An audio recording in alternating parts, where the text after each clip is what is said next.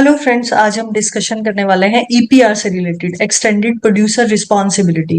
एक ई वेस्टेज का सर्टिफिकेट है जो इंडियन इंपोर्टर को एंड इंडियन मैन्युफैक्चरर को रिक्वायर्ड होता है।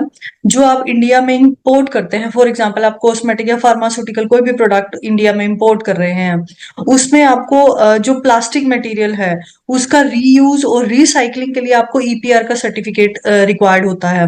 ईपीआर के सर्टिफिकेट के लिए डिफरेंट डॉक्यूमेंट्स रिक्वायर्ड होते हैं, जैसे आरओएसएच का certificate is mandatory and MCD का अप्रूवल इज रिक्वायर्ड। सीपीसीपी से पोल्यूशन सर्टिफिकेट की रिक्वायरमेंट रहती है। आपको basic KYC is also required for EPR certificate.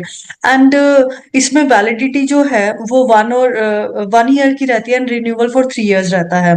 जो ईपीआर का रजिस्ट्रेशन है वो टीपीए की वैल्यू पे डिपेंड करता है। आपकी गवर्नमेंट फीस क्या रहेगी, अप टू 10,000 टीपीए है, 10,000 से हमारा 1 लाख का स्लैब है। डिफरेंट स्लैब्स हैं जिसके अकॉर्डिंगली हमारी गवर्नमेंट फीस डिसाइड होती है।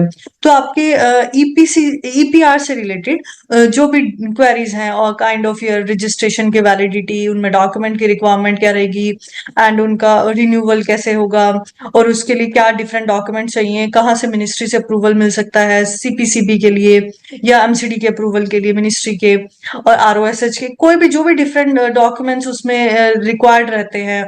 टीपीए के क्राइटेरिया क्या है कैपेसिटी का, तो आप गिवन नंबर पे जो बिलो मेंशन स्क्रीन पे गिवन है नंबर, आप उन पे कनेक्ट कर सकते हैं।